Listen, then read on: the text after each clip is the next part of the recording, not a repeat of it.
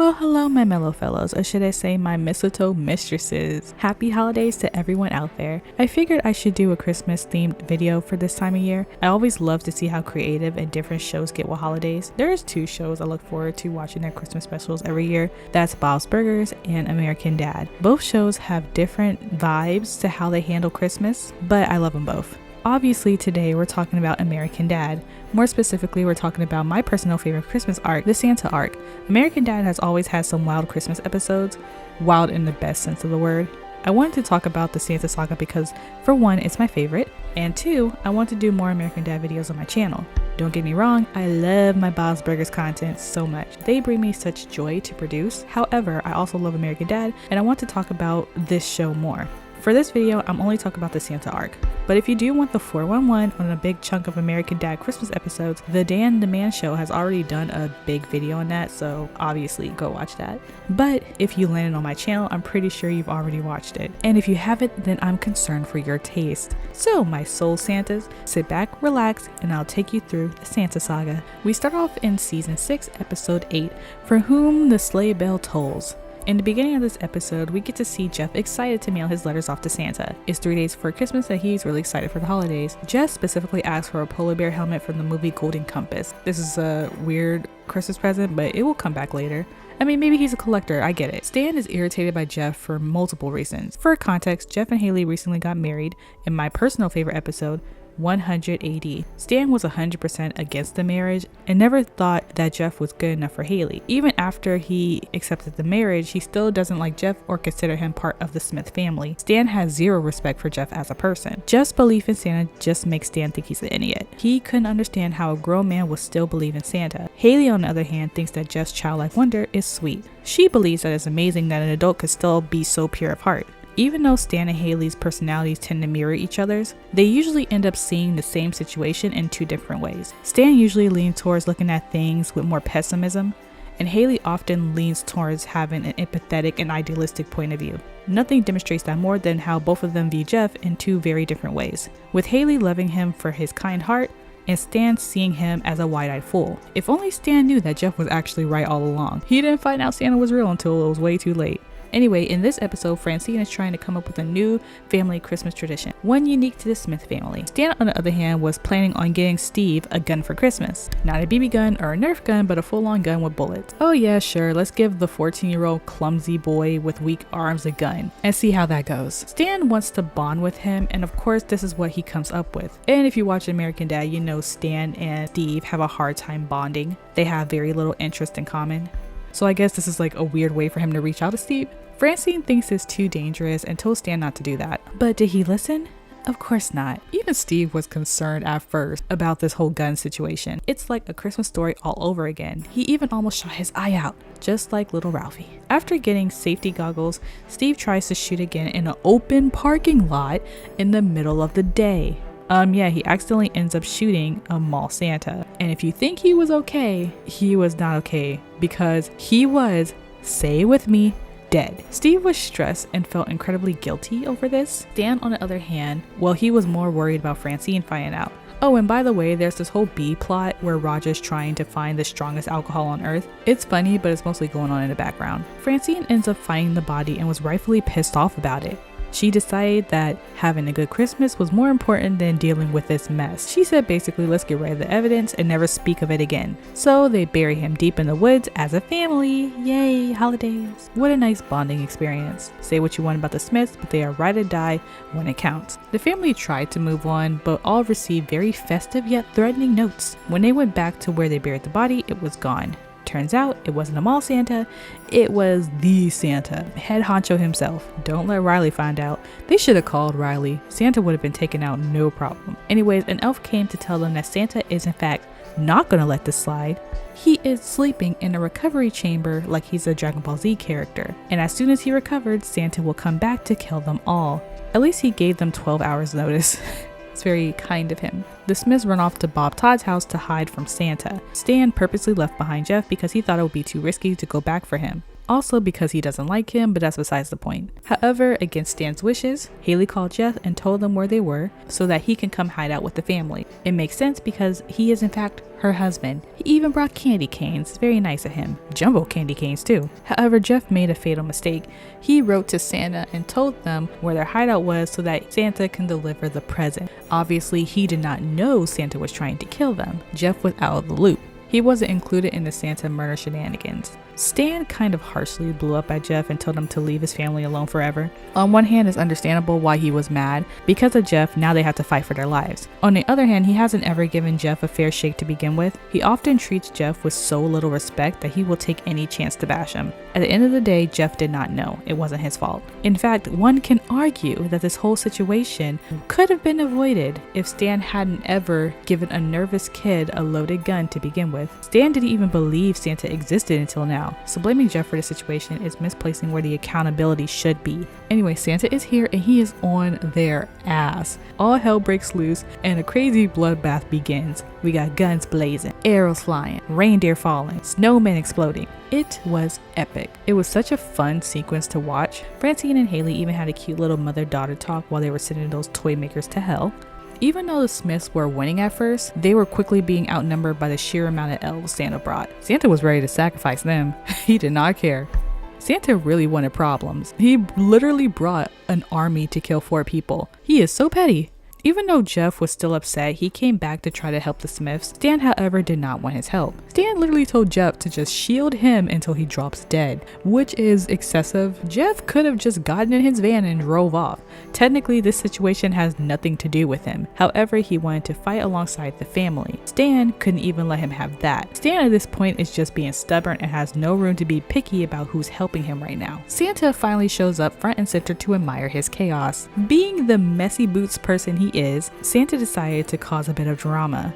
He stopped the battle to ask Jeff if he wanted to switch sides and join him instead. He specifically told Jeff, "You are a good boy. You don't have to die with the Smiths." He even bribed him with the helmet he asked for in the beginning. This was an obvious test of loyalty, not only for the Smiths, but for the audience. Will he stay and die with the Smiths, or will he choose to live and side with Santa? When Jeff decided to walk over to Santa, Stan felt vindicated. He said that he knew that Jeff wasn't Smith material. But when Santa was about to shoot Stan, Jeff used his helmet to shank Santa in the side. Jeff saved Stan's life and dragged him inside to treat his wounds. Stan was surprised that even after everything he said to Jeff, he saved his life. Even after the constant bullying, verbal abuse, attempted murder, he saved his life. Jeff made it clear that the only reason that he did was because of Haley. Since Haley cares about Stan, then he does too. Personally, he thinks Stan is an ass, which is more than fair. Stan is impressed by Jeff standing up to him and finally decides to let Jeff come die with them as a family. And that's exactly what they do. They go out and fight with the family, knowing that is probably likely to the death. Like I said, Jeff could have just drove away, but he decided to stay and die with everybody else, which is, I feel like, sweet, but also incredibly stupid. The way I would have left, it's okay. He better than me.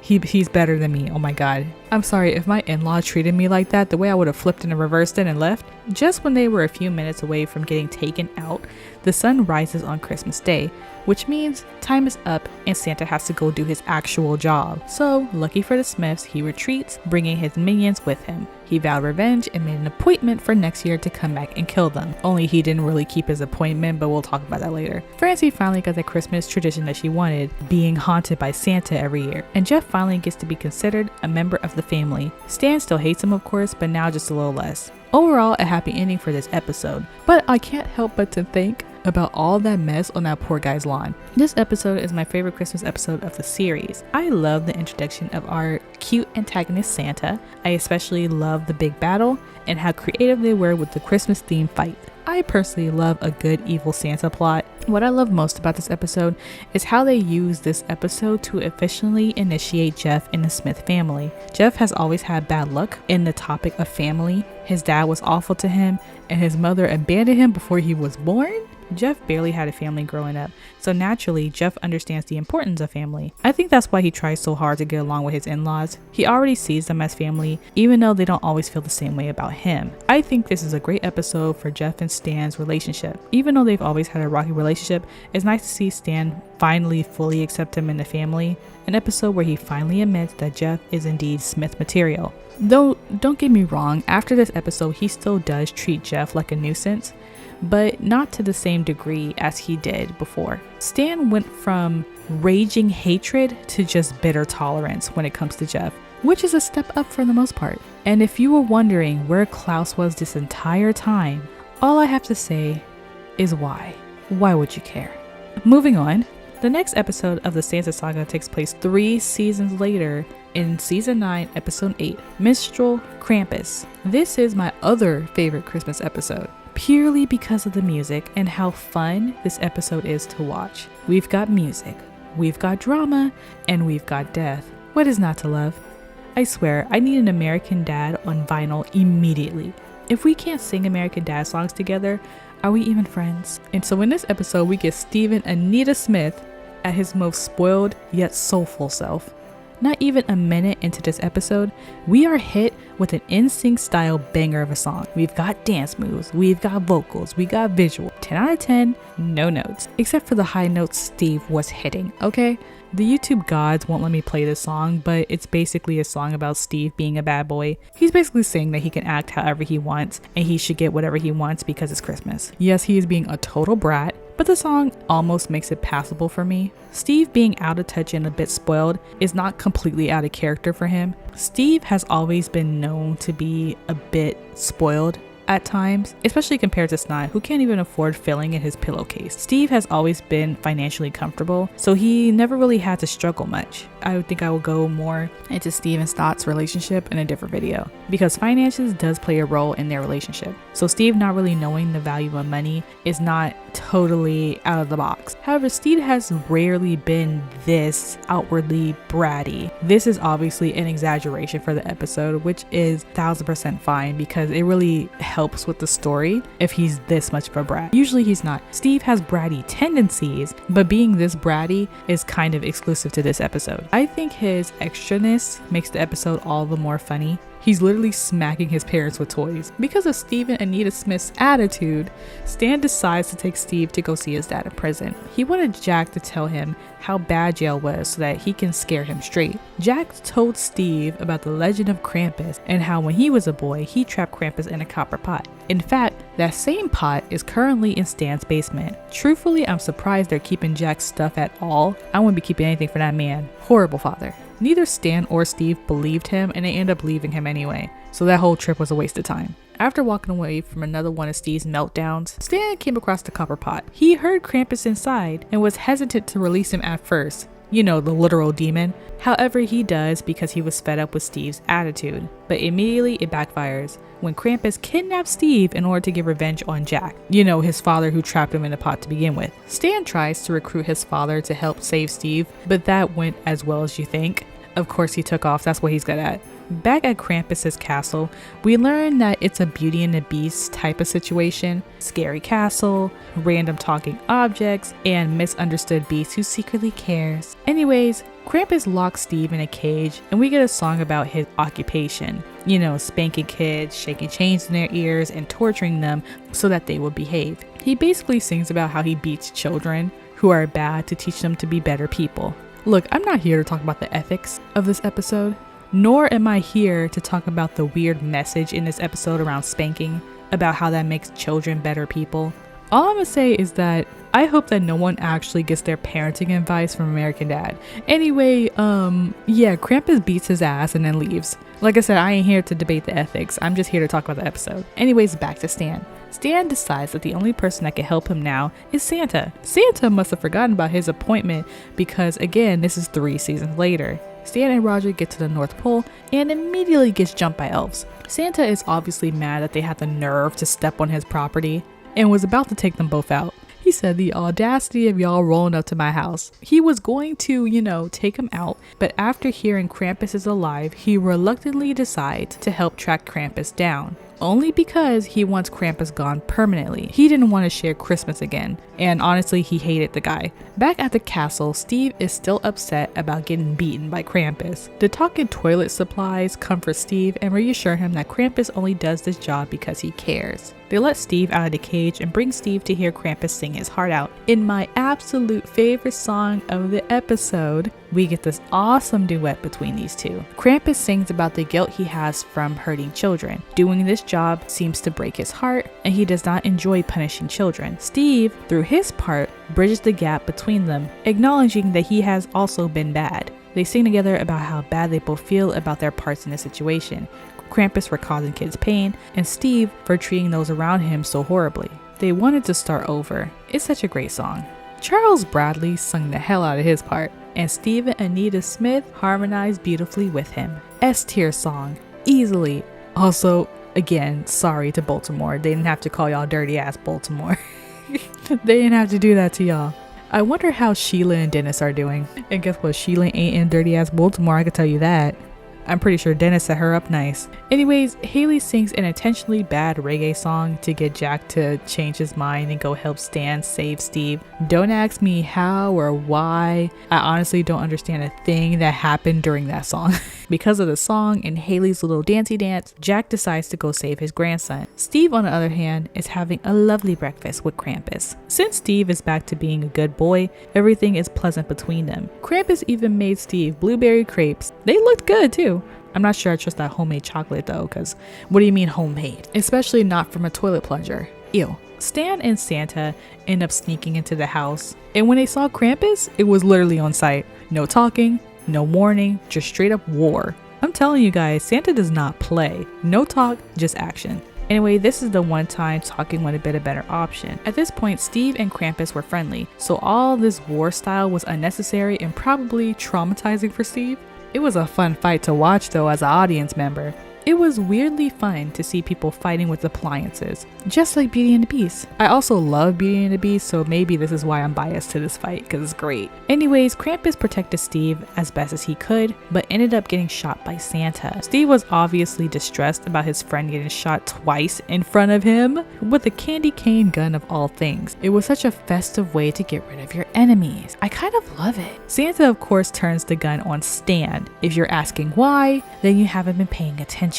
He's Santa, the bad guy, who somehow makes money giving away toys. Before he can shoot Stan, Jack jumps in front of him and took the bullet for his son. Not to sound cynical, but after everything Jack has put Stan through, it's the very least he could have done. How are you a deadbeat dad and an agent of chaos? At least pick one. Anyway, Jack died, but somehow he combined it with Krampus and now became the new Krampus himself, which is the worst possible outcome for everybody. At least the last Krampus has some guilt, remorse, feelings. Jack rarely ever feels these things. He is literally the worst person to have this type of job. Now he has the magical means to be even more chaotic than he already was. The audience gets threatened by Jack, and that's the end of the episode. This episode is such a fun watch. It has the fun element of being a musical with all the fun antics that comes along with being a typical American Dad episode. Even though it's not a full Santa episode, it does directly tie into the next big installment of the arc. So let's keep things going and move on to the next Santa-based episode. This next episode is what I would consider the climactic end for Santa. This isn't the last episode with him involved, but I would say this is the episode where everything comes to a head. 3 whole seasons after the last installment, we have season 12, episode 7, 90 North, 0 West. First, let me say that the visuals in this episode is top tier. Everything looks so warm and Christmassy. That Coco looked so good. Those artists on this episode really put their foot in it. Also, the fact that Klaus had to give himself a present is just so sad. And it was literally just another fishbowl. After all that trauma of the last 2 Christmas episodes I talk about, the Smiths decided to skip Christmas this year. American Dad Christmases are hardly ever boring, so I can understand their point. If it's not Santa, it's an apocalypse. And if it's not an apocalypse, it's wishing your family away, They just do not have good luck with Christmas. Everybody was on board skipping the holiday except for Steve. He wanted to stay and celebrate the Christmas spirit with his family. Stan wasn't having it though and told everybody to get in their sleep chambers. Jeff went inside his and Klaus got thrown in the fridge. Hey, like I said, at least Jeff was included. Steve, however, went missing. Steve, of course, snuck out and decided to go enjoy Christmas anyways. Obviously, the family went to go find him before Santa did. They left Jeff behind in his little chamber and brought Klaus along with them. And poor Jeff just got yeeted into the ocean. When they finally found Steve, he was on a train. The family was too late to stop the train that Steve was on though. They were going to wait for the train to loop back around, but it turns out the train was not coming back. Turns out the train was Santa's train. He was using it to kidnap kids and force them to work in the mines for him. Putin, a disgraced elf, informs the Smiths what happened and offered to take them to the North Pole. However, he oversold his Christmas magic and nearly killed them instead. Not having any other options, Stan decided to go to his father for help. If you remember, his father is now Krampus, or Grampus as Haley likes to call him. His dad was currently driving a bus in Baltimore because he was tired of being Krampus that quickly. After they told him about what's going on, he reluctantly decides to help them.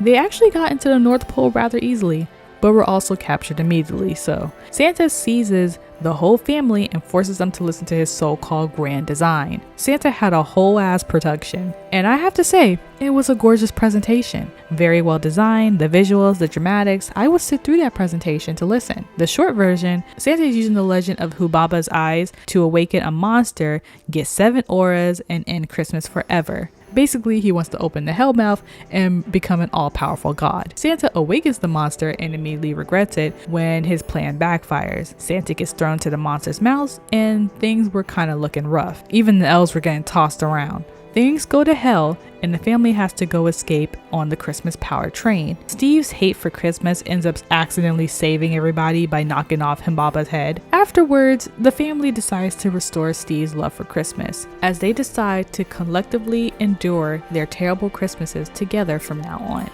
At the very end, we get a glimpse of Santa climbing out of the neck of the monster, somehow surviving. Now this would be an exciting episode to wrap up the saga. It has everything: the Christmas spirit, the love of the family, crazy Santa, Roger meeting the guy on Grindr. It's a great episode with an even better cliffhanger to leave it off with. I personally love this episode. However, Santa does come back in season 13.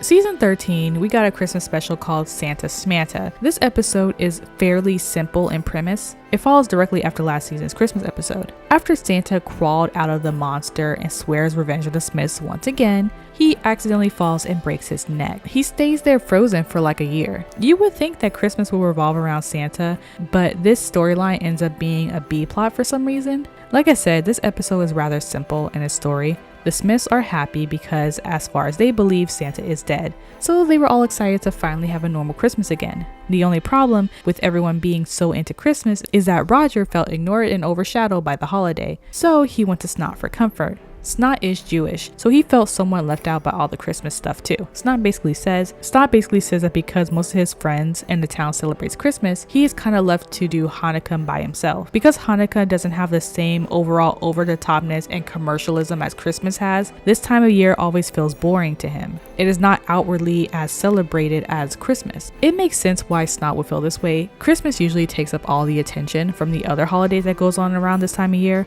like Kwanzaa and Hanukkah, which all happens within the same month. Anyway, we all know that once Roger gets interested in something, he has to take it over and bastardize it until he gets bored with it. Roger decides to become Jewish. He even gets a bar mitzvah from Elvis and starts hanging out with Snot. He thought that being Jewish would just help him feel better, but it doesn't. Fed up with being ignored by everybody, Roger drags Santa's body from the North Pole to show people that he is dead. He ends up trying Santa's clothes on, and through the power of magic, he becomes Jewish Santa. As expected, he immediately takes over the holiday. He changes all the decorations, made himself the spokesperson of Hanukkah, even though he's been Jewish for literally like 5 minutes, and he pretty much made the holiday kind of the Roger show. Snot was happy about this change at first because he finally gets to celebrate his holiday with everyone. Having Hanukkah be more widely accepted made him feel like he belonged. Didn't make him feel like he was out of place for once during this time of year. However, this is Roger we're talking about. It would never just stop at decorations and acknowledgement. He has to go further.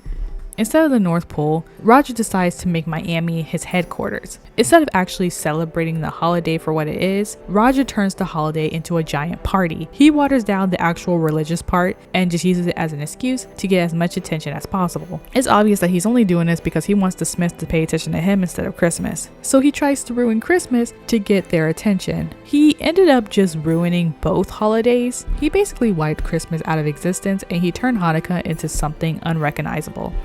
Seeing how Roger messed up Hanukkah, Snot was reasonably upset. He wanted things to go back to the way they were now. He wanted his peaceful and respectful holiday back again. So Snot went back to the Smiths and they all devised a plan to make things go back to normal. Here is where things actually get interesting. Snot used the Book of Creation to bring Santa back to life. It works, but Santa comes back as more of a zombie than human. Buffy season 6, anybody? They bring Santa to Miami as a zombie and they end up having a fight, obviously. Roger and Santa get into a Christmas themed brawl and it was pretty good, I guess. It's like, it wasn't as great as the others, but you know, it was fine. And they ended up blowing the mansion up at the end of the day, which it sucks. It was a good mansion. Santa gets his suit back, changes everything back to Christmas, and once again swears revenge. This episode is average in my opinion. I don't hate it, but it's a disappointing episode to follow up on the Santa Saga. Truthfully, I don't mind if they did a holiday episode surrounding Hanukkah. I wish more holiday specials would explore other holidays besides Christmas sometimes, just to change things up. I remember there was a really good Proud Family episode where they celebrated both Christmas and Kwanzaa with another family. It's how I first learned about Kwanzaa as a kid. I think that it would be cool if more shows took creative liberties like that, but whatever. However, in American Dad's case, I do believe that they could have done more with this idea. So editing me here, I saw that American Dad was coming out with another Santa episode this year. Just my luck, huh? As soon as I was ready to do a video on the Santa Saga, another episode was made. Don't get me wrong, I'm happy that we got a new Santa episode this year. The saga being left on the Schmanta episode was disappointing. So I'm glad to know that this saga isn't over and hopefully we'll have new episodes in the future. But geez, did it have to be this year? This episode is season 18, episode 22. Into the Jiggleverse, 5 whole seasons after the last Santa related episode, which is why I thought I was safe to make another video about Santa this year. Anyway, we start off with the Smiths going holiday shopping. Stan gives a speech on the importance of gift giving during the holidays. According to Stan, a gift is a way to show love during the holidays. His dad Jack only gave him one gift in his whole life on Christmas, a VHS copy of Death Wish 3. Stan was extremely happy with this gift. It's the only gift his dad has ever given him and he cherished it. But his dad being a jackass, he ended up giving it away. Stan then decides to overcorrect by becoming the best gift giver in the family, aka the king of presents. On Christmas Eve, the family opens presents. Klaus, as usual, didn't give anybody anything and just made 3 kinds of eggnog: boozy eggnog, weed eggnog, and 5-hour energy eggnog. Stan, however, is forbidden to have any eggnog because it gives him horrible gas, which will end up coming back later in the episode, believe it or not.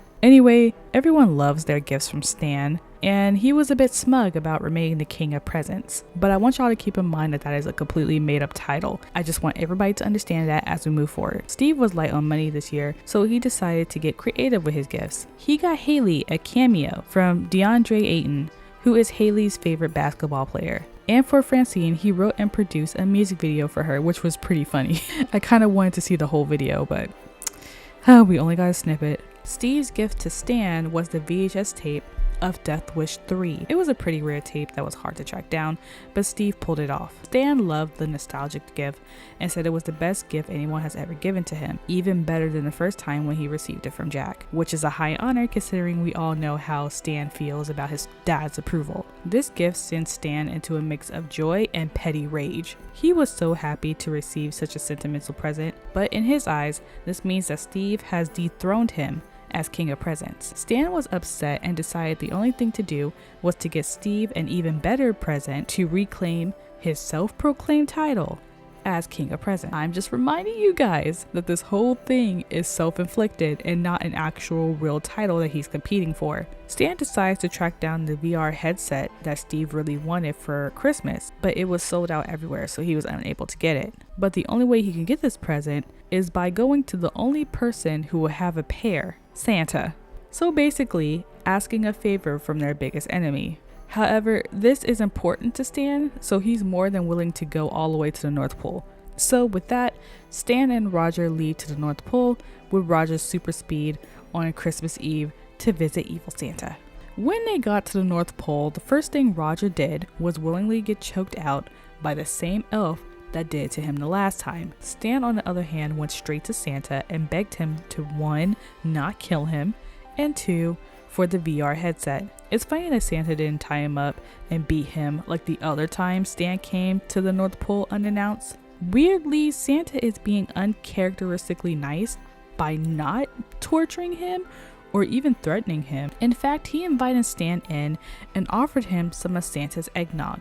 Also, this is where we meet the new head elf named Godfrey, who is constantly trying to keep Santa on task for the majority of the episode. It is Christmas Eve after all, so I can understand the stress of preparing to deliver presents in 24 hours, especially when Santa is slacking off with his mortal enemy instead of working. Stan explains his King of Presents dilemma to Santa, and Santa weirdly relates to him. Santa has to compete with technology, so being Santa is harder than ever before. Santa and Stan bond for their dislike of the younger generation and their hate for skinny jeans, and what sealed the deal is their love for hair and pants. Then they became officially besties, or frenebesties, frenemy besties. Santa then decides to show Stan a project that he's been working on, and Stan, being his friend now, agrees. It turns out that Santa has been working on his own VR headset called the Jolly Goggles. The goggles will take you anywhere in the Jiggleverse, which is obviously his Christmas version of the metaverse. Santa wants people to spend a lot of time in his metaverse where they can exchange presents virtually with each other, which ultimately means that he never has to make another toy again. I mean, technically the elves make the toys, not him, but whatever. The only thing that Santa needs is a human beta tester. And just then, magically, he has a grand idea to put the Smith family in the metaverse. That way he could program Stan to be the king of presents forever. Now, if you think this sounds like a horrible idea, then you're smarter than Stan. Stan agrees to have his entire family hooked into the Jiggleverse so that he could remain king. It's just like Stan to turn a sentimental gift from his son into a contest that lands him in virtual reality. The family wakes up in the Jiggleverse and understandably, they all freak out.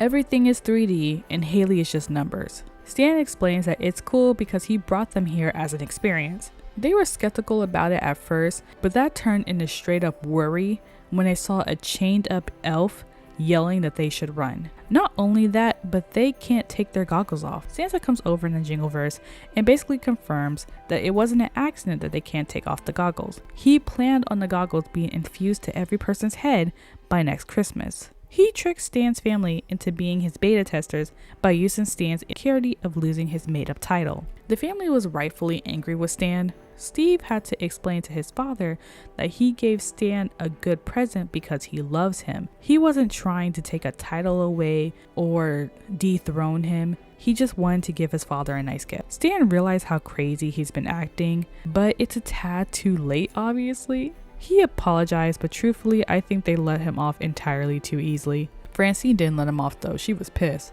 But thankfully, because of Stan's toxic ass gas, they realized their bodies are still in the real world. Not only that, but they realized that all their bodies are in the same room. Stan found a way to move his body in the real world and got into a slap boxing fight with Santa. Santa is yelling for Godfrey to let him out of the Jiggleverse.